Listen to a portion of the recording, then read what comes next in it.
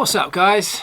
So Russian Grand Prix this weekend, and in a moment I'm going to go out, we're going to take the dogs for a walk, we're going to start talking about the Russian Grand Prix, what's involved, what challenges lie ahead, what the teams can expect from it, and what they've got to do to make their car work as best as possible. But before I do that, when I got home yesterday, something had arrived for me in the post, and it was these. Can you see that? Racing chocks. Now this is a company that sent me these. I kind of knew they were coming, I knew about them, and I've seen them on Instagram. I don't know if you've noticed these guys pop up yet on Instagram. New company who are making chocolates in the shape of racing, the shape and design of racing drivers' crash helmets. Now, bear with me a moment. Now, I'm a massive fan of racing, as you all know. I'm also a massive fan of chocolate, so these are right up my street, and they're awesome. Look at these things, look. Hold on. Look at that, how cute is that? And they come in all different range of designs, based or inspired at least by famous racing drivers and motorcycle riders. And I thought, what a brilliant idea, what a great idea for racing fans, great idea for kind of corporate gifts and wedding favours. And what I really like is, if you go onto their website, and I will link all this in the description, this is not a paid promotion by the way, I'm just a fan of what they're doing, you can have a custom design, you can have whatever helmet design you want put onto one of these things. And then I suppose the next thing is see what they taste like.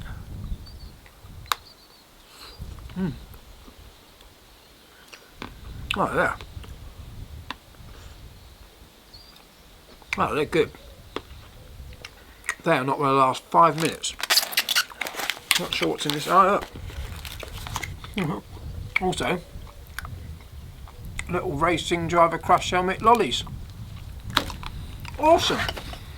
Anyway, as I say, just check them out. Quite a nice, fun gift, I thought. Really like them. Racingchocks.com. Thank you very much, guys. Right, I'm going to take the dogs for a walk. And we'll talk about the Russian Grand Prix. Although I might stay and eat these first. Love chocolate. These things are so good. Right. Oh, that's a good one. Excuse me. I'll be with you in a minute.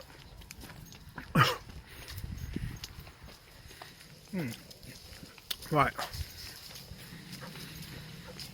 the Russian Grand Prix.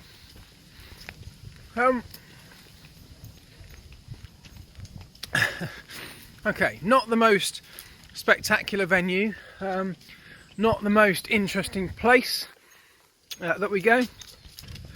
It's one of those places that was built specifically for the Olympics, wasn't it, back in 2014? And as a result, it's kind of, as a town, as a city, as an area, it's kind of soulless, I would say, i.e. Sochi itself. However, just outside is one of the most beautiful parts of Russia. And actually that area of Russia as a whole is a popular kind of tourist destination. It's a popular holiday spot for the Russians. So it is a beautiful part of the country. It's just that the specific area where the Grand Prix is, there's not much there. But anyway, let's look at the track. The track is, because it was relatively new, it had this billiard table smooth tarmac in the beginning. It was very, very low grip, really slippery. And it still is to a certain extent, although it has improved over the years as the track's kind of rubbered in. But one of the biggest problems with that Russian Grand Prix circuit is still the fact that it's very smooth. It's very low deg, which is good for tyres of course, but it's also very difficult to get temperature into them, to work them hard enough to generate the heat that the Pirelli tyres need to be able to switch them on. And that will still be the case this year. This year we've got the Hypersoft tyre, of course, same combination of tyres we had in Singapore. The Hypersoft has never been to the Russian Grand Prix before, so that will be a new experience for teams getting to grips with that.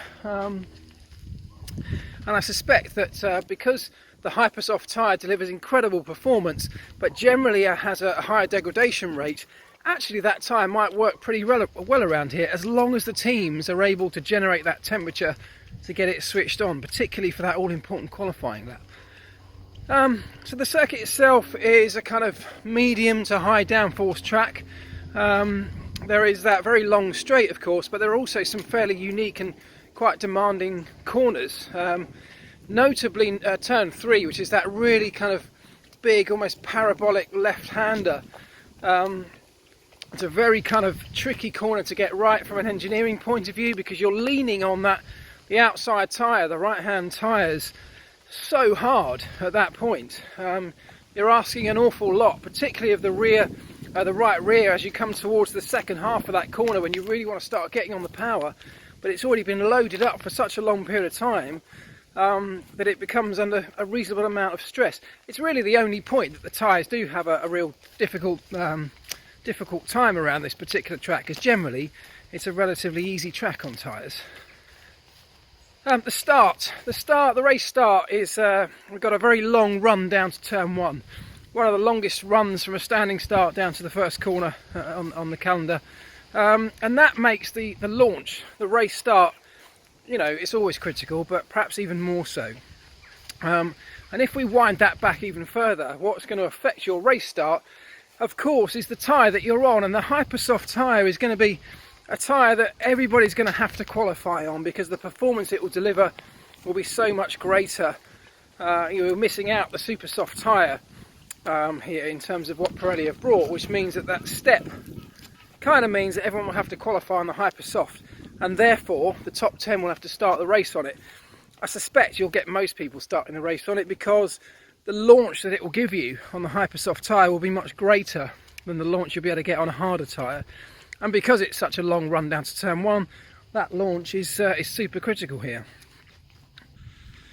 One of the things that Mercedes were very good at in Singapore, particularly on that Hypersoft tyre in qualifying, was getting the preparation of the tyre exactly right.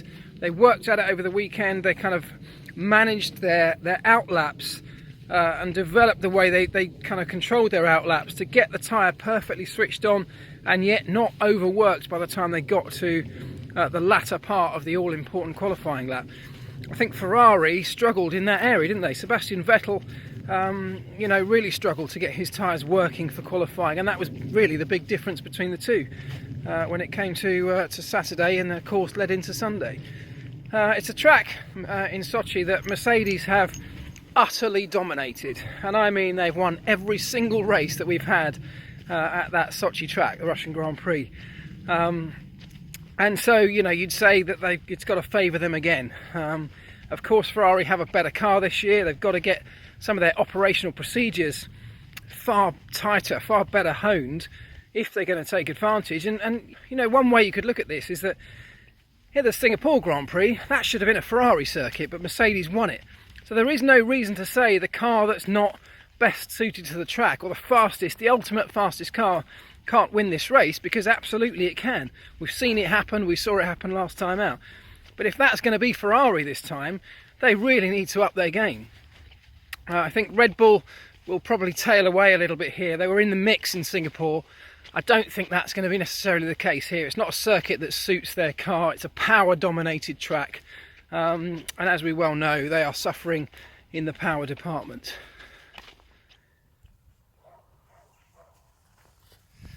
Great news, by the way, that Antonio Giovinazzi has been confirmed as a race driver at Sauber next year alongside Kimi.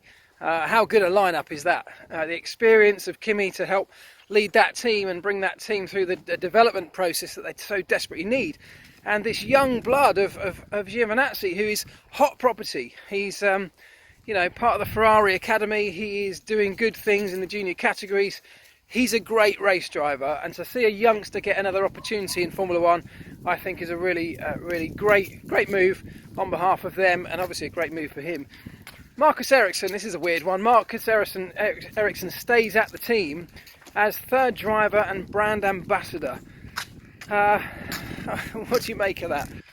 Lando Norris will be out in the McLaren again on Friday, gaining more experience behind the wheel of that car. It's going to be great to watch his development now that he's confirmed, to see how he progresses, how they perhaps use that program of Fridays to help integrate him and get him used to driving over a Grand Prix weekend. But he's definitely a really interesting character to watch, I think, and see how he progresses.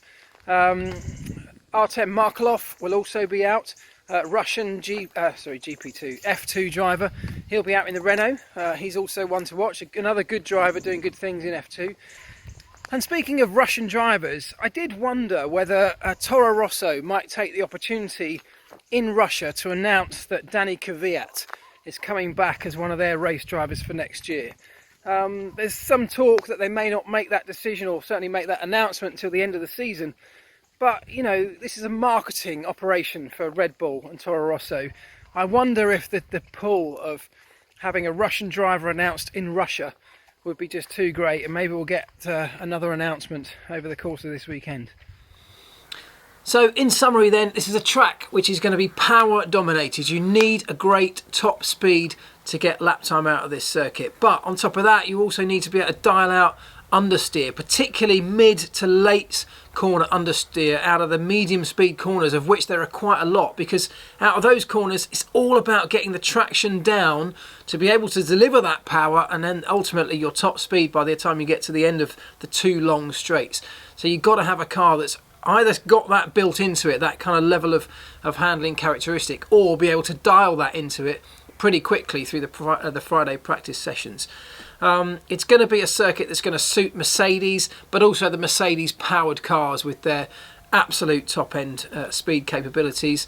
It's going to be a circuit that's going to hurt the Renaults and the Renault powered cars together with the Hondas, because they will lose out.